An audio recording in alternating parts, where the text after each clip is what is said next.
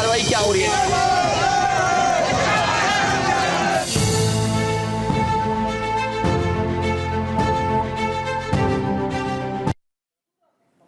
नमस्कार, आप देख रहे हैं न्यूज इंडिया। मैं हूं आपके साथ पूजा मोहन पांडे। दिल्ली कोचिंग हादसे का मामला थमने का नाम नहीं ले रहा है। सड़क से लेकर सदन तक इस पर हंगामा मचा हुआ है। एक तरफ गुस्साए छात्र सड़कों पर उतरकर हंगामा कर रहे हैं, तो वहीं दूसरी तरफ बीजेपी और आम आदमी पार्टी आरोप की सियासत कर रहे हैं। ये खास रिपोर्ट देखिए।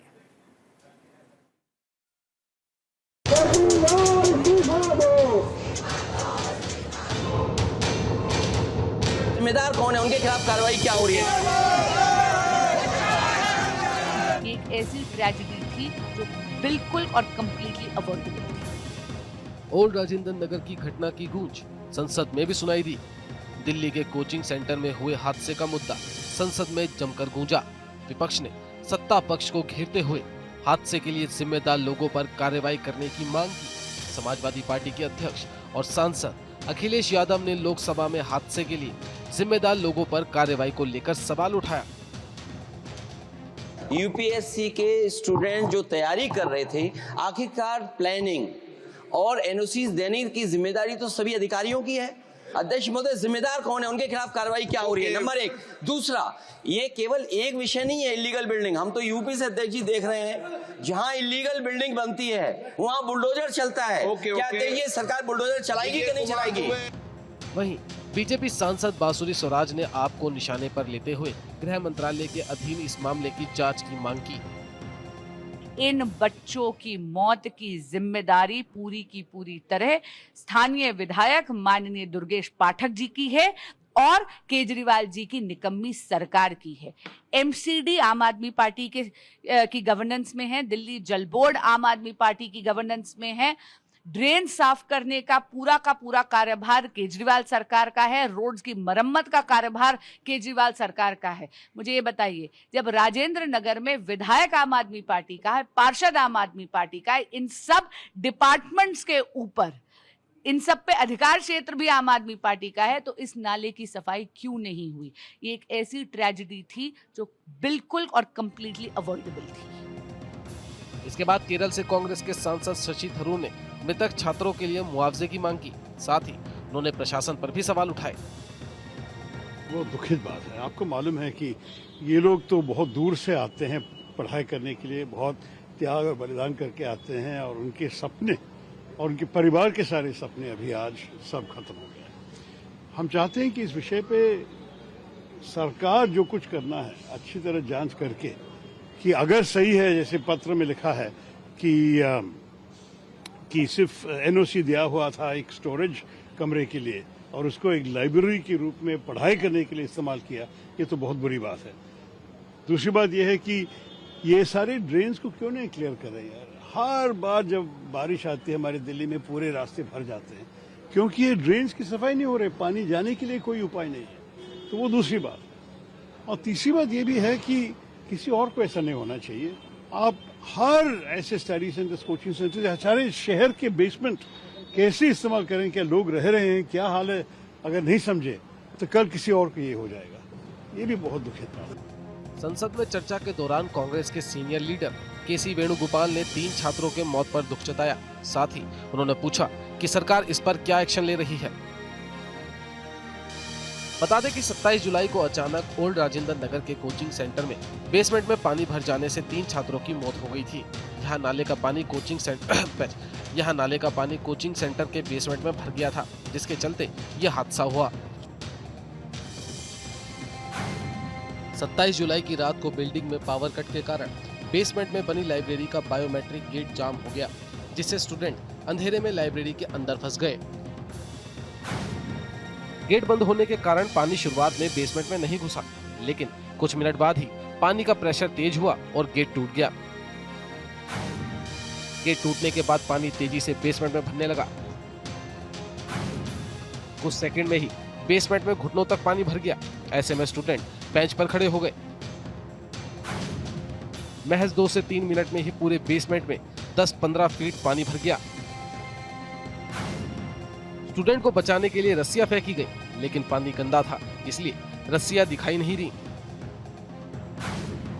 14 छात्रों को रस्सियों के सहारे सुरक्षित निकाल लिया गया, लेकिन 3 छात्रों की मौत हो गई। अब इस पर जमकर सियासत हो रही है। संसद में गूंज सुनाई देने के साथ साथ दिल्ली की सड़कों पर भी जमकर नारेबाजी हुई। बीजेपी ने इस हादसे का ठीकरा आम आदमी पार्टी पर फोड़ा, जबकि आम आदमी पार्टी ने बीजेपी को इसके लिए जिम्मेदार ठहराया। 3 होनहार बच्चे जो दिल्ली राजधानी में पढ़ने आते हैं और दिल्ली सरकार के भ्रष्टाचार के कारण अपनी जान गंवा बैठते हैं, तो ऐसे मंत्री को, ऐसे विधायक को, इनको पद पे रहने का अधिकार नहीं है।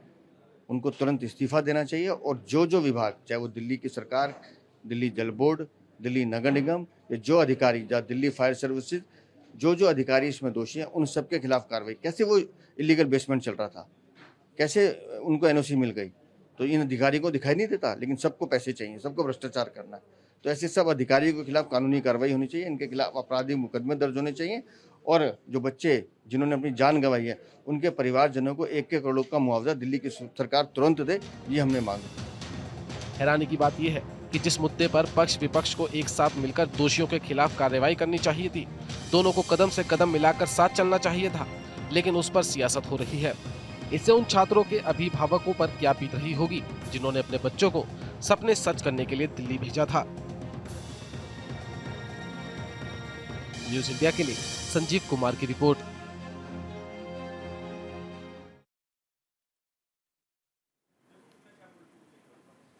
युवाओं को देश का भविष्य कहा जाता है। देश के प्रधानमंत्री से लेकर आम जन तक मानते हैं कि देश का भविष्य इन युवाओं के हाथ में है, इसीलिए इनको अच्छा परिवेश, अच्छी शिक्षा की सख्त जरूरत है। लेकिन दुख तब होता है जब इन युवाओं को लेकर देश के नेता सियासत करते हैं। ये खास रिपोर्ट देखिए।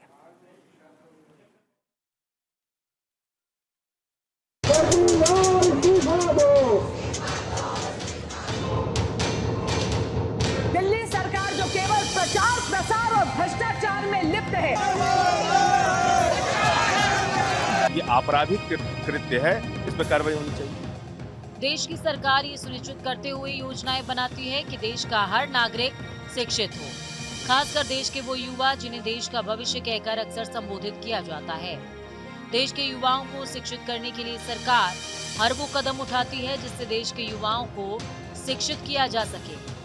यहाँ तक तो सब कुछ ठीक है, लेकिन परेशानी की बात तब है जब इन्हीं छात्रों के भविष्य को मुद्दा बनाकर देश के राजनेता सियासत करने से बिल्कुल भी नहीं हिचकिचाते। जिस तरह से दिल्ली के कोचिंग सेंटर हादसे में 3 छात्रों की मौत पर सियासत हो रही है, वो बेहद हैरान करने वाली है। वास्तव में बहुत ही दर्दनाक घटना है, बहुत ही दुखद घटना है और मैं सीधा दिल्ली सरकार की इसे नाकामी कहूं, लापरवाही कहूं या सीधे उन बच्चों की हत्या जैसी स्थिति हुई है, तब मैं कह सकता हूं केवल 3 बच्चों की ये मौत नहीं हुई है। उन बच्चों के सपने, उस परिवार के सपने, और जिस तरह से एक परिवार का कोई बालक इस तरह से जवानी में जैसे सपने ऊंचे हों, वो जाता है, मुझे लगता है कि देश के लिए कितनी बड़ी क्षति होती है। तो इसे मैं दिल्ली सरकार के लिए पूरी तरह दोषी मानता हूँ, इस घटना की निंदा करता हूँ।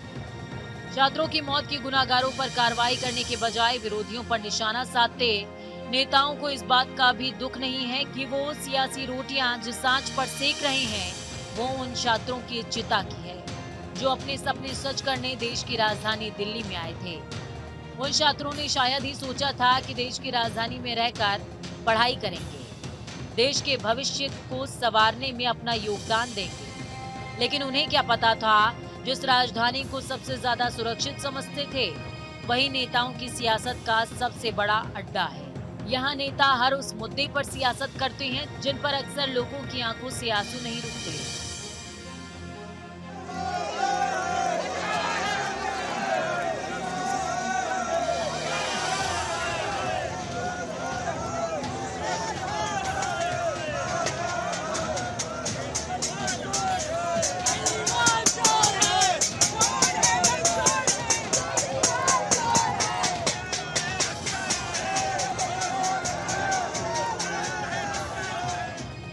इस हादसे के बाद प्रशासन से लेकर नेताओं तक सभी कार्रवाई की मांग कर रहे हैं, लेकिन सियासत का चोला पहनकर। देश की बागडोर संभालने वाली बीजेपी आम आदमी पार्टी को इसके लिए जिम्मेदार ठहरा रही है, तो वहीं आम आदमी पार्टी के नेता बीजेपी पर पलटवार करते हुए निशाना साध रहे हैं। एक दशक से आम आदमी पार्टी दिल्ली में सत्ता भोग रही है, लेकिन दिल्ली वासियों के लिए कोई काम नहीं कर रही। अध्यक्ष जी, पिछले 2 सालों से नगर निगम यानी एमसीडी भी दिल्ली सरकार के नियंत्रण में है, दिल्ली जल बोर्ड दिल्ली सरकार के नियंत्रण में है, ड्रेनेज की सफाई दिल्ली जल बोर्ड के दिल्ली सरकार के नियंत्रण में है, लेकिन इन्होंने ना अपग्रेडेशन करी है ना डिसिल्टिंग करी है नालों की। एक बहुत इंपॉर्टेंट बात इसमें कहना चाहूंगी, ओल्ड राजेंद्र नगर में जो हुआ 22 जुलाई 24 जुलाई 2 दिन से लगातार वहां के स्थानीय विधायक, वहां के स्थानीय पार्षद, वहां के अधिकारियों को लगातार स्थानीय निवासी इसकी शिकायत कर रहे थे। विधायक जी व्यंग तो कर रहे थे, लेकिन उन्होंने कोई एक्शन नहीं लिया। मेरा आपसे निवेदन है कि गृह मंत्रालय से अनुरोध करती हूं कि एक जांच समिति बनाई जाए, जहां पर ये जो दिल्ली सरकार जो केवल प्रचार प्रसार और भ्रष्टाचार में लिप्त है, इसमें इंक्वायरी बिठाई जाए। तो मैं बीजेपी वालों से पूछना चाहता हूं कि दिल्ली के लोगों को आप सजा दे रहे हैं, उनकी जिंदगी आप नरक बनाना चाहते हैं। आपने जबरदस्ती करके सुप्रीम कोर्ट के आदेश के बावजूद आपने एक नोटिफिकेशन जारी करके, एक अध्यादेश जारी करके दिल्ली के सारे अधिकार ट्रांसफर पोस्टिंग के छीन लिए। और अब जब कार्रवाई करने की बात आती है तो एलजी के साथ मिलकर आप साजिश रच रहे हैं। ये बीजेपी की गहरी साजिश है कि दिल्ली को नरक बना के रखो, बर्बाद करके रखो। इनको एक्सपोज करेंगे, इनको पूरे देश और दिल्ली के सामने इनको एक्सपोज करेंगे। और मैं तो माननीय सुप्रीम कोर्ट से और सीजीआई महोदय से भी कहना चाहता हूं कि कृपा करके देखिए क्या हालत बना रखी है इन्होंने। ऐसी साजिश आप रच रहे हैं कि नाले भरे रहें, बाढ़ आ जाए, कोई फर्क नहीं। मंत्री बार बार कहते रहे आपको साइट जाने का मौका नहीं है, आपको कार्रवाई करने का मौका नहीं है। तो ये किसके कहने पे किया गया? बीजेपी और एलजी के कहने पर। ये आपराधिक कृत्य है, इस पर कार्रवाई होनी चाहिए। इन तस्वीरों के बीच एक तस्वीर उन छात्रों की भी है जो अपने साथियों के खोने के गम में सड़कों पर उतरकर प्रदर्शन कर रहे हैं। इन छात्रों के बीच आक्रोश इतना है कि उन्हें संभालने के लिए सुरक्षा कर्मियों की मदद लेनी पड़ी है।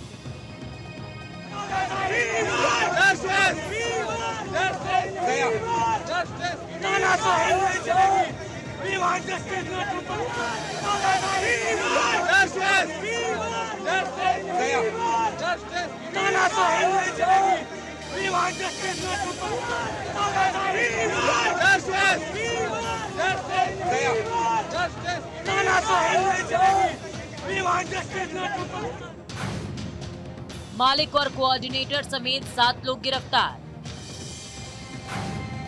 दिल्ली सरकार ने मैजिस्ट्रियल जांच के आदेश दिए। एलजी सक्सेना ने डिविजनल कमिश्नर से रिपोर्ट मांगी। एमसीडी ने बेसमेंट में चल रहे 13 कोचिंग सेंटर सील किए। एक जूनियर इंजीनियर टर्मिनेट, एक assistant engineer suspend. Pappu Yadav ने कोचिंग सेंटर्स के लिए गाइडलाइन और सुरक्षा उपायों के न होने को इस घटना की वजह बताया। तो वहीं राज्यपाल विनय कुमार सक्सेना ने प्रदर्शन कर रहे छात्रों से बातचीत की। आपको बता दें कि इस मामले में अब तक 7 लोगों को गिरफ्तार किया जा चुका है। पैसे कमाने के लिए कोचिंग कुकुरमुत्ते की तरह खुला हुआ है और एकदम लूट का अड्डा बना हुआ है। अब बाहर के स्टूडेंट को लगता है कि दिल्ली में हम अच्छी पढ़ाई कर लेंगे, इन्वायरमेंट, लेकिन यहाँ वो सुविधा नहीं है, मानक भी नहीं है और सरकार का कोई गाइडलाइन भी इन कोचिंग वालों के लिए नहीं है। तो एक घटना नहीं है, कोचिंग जितने बड़े कोचिंग वाले हैं वो नंगा नाच करता है।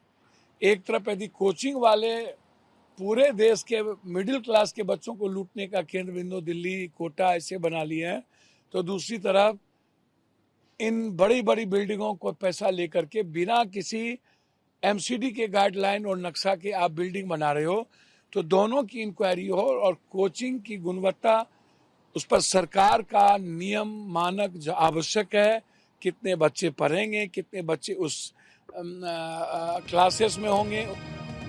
छात्रों की हत्या पर हो रही सियासत बेहद ही चिंता का विषय है, जिस पर नेताओं को गंभीरता से सोचना चाहिए कि उन मुद्दों को कम से कम सियासी मुद्दा न बनाएं, जहां जनता की भावनाएं आहत होती हैं।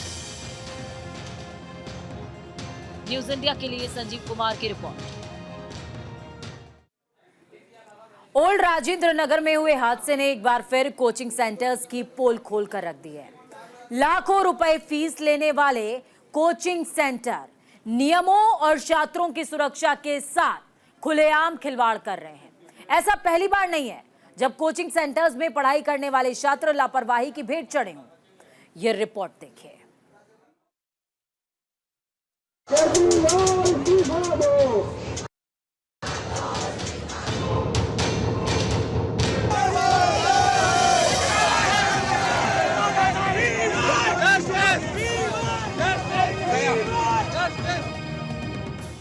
ऐसा पहली बार नहीं है जब दिल्ली के कोचिंग सेंटरों में छात्रों के जीवन के साथ खिलवाड़ हुआ है। इससे पहले मुखर्जी नगर में एक कोचिंग सेंटर में आग लगने से 50 से ज्यादा छात्र घायल हो गए थे। कुछ छात्रों को तो खिड़की तोड़कर तीसरी मंजिल से नीचे छलांग लगाकर अपनी जान बचानी पड़ी थी। इस बार मुखर्जी नगर की जगह ओल्ड राजेंद्र नगर है और आग की जगह बारिश का पानी। लेकिन ये हादसे सरकार और कोचिंग संचालकों पर बड़ा सवाल खड़ा कर रहे हैं। 15 जून साल 2023, जगह मुखर्जी नगर, दिल्ली। इससे पहले दिल्ली के मुखर्जी नगर में 15 जून साल 2023 को एक कोचिंग सेंटर में आग लगने से 61 लोग घायल हो गए थे। उस समय जांच में पता चला कि आग बिजली के मीटर में लगी थी, जो देखते ही देखते पूरी बिल्डिंग में फैल गई। हादसे के समय कोचिंग सेंटरों में करीब 200 से 250 छात्र मौजूद थे। छात्रों ने आग से बचने के लिए खिड़कियां तोड़ी, रस्सियों के सहारे नीचे उतरे और सीढ़ियों का सहारा लिया। राजेंद्र नगर में हुई घटना के बाद अब तमाम स्टूडेंट और तमाम कोचिंग सेंटर तमाम तरह के बदलाव कर रहे हैं, लेकिन बदलाव की मांग सरकार से भी हो रही है।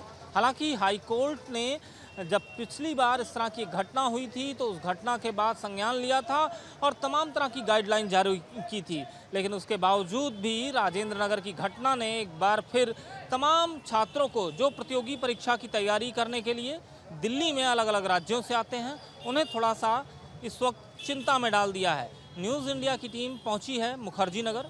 कहा जाता है यूपीएससी की तैयारी का बहुत बड़ा सेंटर है मुखर्जी नगर में। सर, आप लोग कहाँ से आए हैं? बेसिकली मैं तो शाहदरा से हूँ। मैं भी अभी मेरे को ये सूचना मिली थी कि भी अभी दिल्ली में कुछ हैपनिंग हुई है परसों, तो उसी का मैं भी ब्यौरा लेने आया था कि भाई आज मुखर्जी नगर में क्या चल रहा है, क्योंकि हुआ तो गलत ही है। बच्चों की जान जाना कोई अच्छा खेल तो नहीं है, जिसमें शासन प्रशासन सभी लोग कहीं ना कहीं लिप्त हैं, लेकिन बच्चों की ज़िंदगी के बारे में कोई नहीं सोच रहा। ये आपको एक प्रॉपर सिस्टम के थ्रू आपको चलना पड़ेगा कि ये जो चीज़ें हैं आपको रखनी पड़ेगी। दिख रहा है जैसे अगर रहती तो जो बच्चों क्या जान गया वो नहीं जाता। नहीं है, सरकार को इसमें कोई ठोस कदम उठाना चाहिए। बहुत ठोस कदम उठाने की जरूरत है, क्योंकि स्टूडेंट तो भविष्य है भारत का। अगर कुछ भी ऐसा हुआ तो फिर भारत जा रहा है ना बहुत नीचे। 25 जनवरी साल 2020 को दिल्ली के भजनपुरा इलाके में कोचिंग सेंटर की 2 छतें गिर गई थी। इस हादसे में 4 छात्र समेत 5 लोगों की मौत हुई थी, वहीं 13 घायल हो गए थे। 22 जुलाई को यूपीएससी की तैयारी करने वाले एक छात्र की मौत करंट लगने से हुई थी। दिल्ली में इस तरह के हादसे होना बेहद चिंता का विषय है। यहाँ प्रशासन संभालने के लिए केंद्र सरकार, दिल्ली सरकार, एलजी और एमसीडी है। इसके बाद भी कोचिंग सेंटरों की लापरवाही जारी है। हालांकि इसे रोकने के लिए केंद्रीय शिक्षा मंत्रालय ने इसी साल शिक्षण संस्थानों के लिए गाइडलाइन जारी की थी, लेकिन कोचिंग सेंटरों पर उसका असर दिखाई नहीं दे रहा है। नए नियमों के मुताबिक कोचिंग सेंटर में प्रति छात्र के लिए कम से कम 1 वर्ग मीटर जगह रखनी होगी। अग्नि सुरक्षा कोड का पालन करना अनिवार्य है। प्रत्येक कोचिंग सेंटर के पास अग्नि और भवन सुरक्षा प्रमाण पत्र होना चाहिए। लेकिन हकीकत क्या है? आए दिन हो रहे हादसे बता रहे हैं। इस तरह जब कोई बड़ा हादसा होता है तो प्रशासन अलर्ट मोड में रहने का ढोंग करता है, ताबड़तोड़ छापेमारी करता है, कड़े नियम बनाए जाते हैं, कुछ लोगों के खिलाफ कार्रवाई भी होती है। नियमों का अंबार है, लेकिन कितना पालन होता है? नियम बहुत सारे हैं, बताए जाते हैं, कागजों पर उतारे जाते हैं, लेकिन पालन करने के नाम पर सब धराशायी, धरातल पर सब धराशायी। और बनती किस पर है? बच्चों की जान पर। वक्त छोड़ से ब्रेक के उस पार खबरों का सफर लगातार जारी है। बने रहिए न्यूज इंडिया के साथ, क्योंकि हम हैं राष्ट्र की आवाज।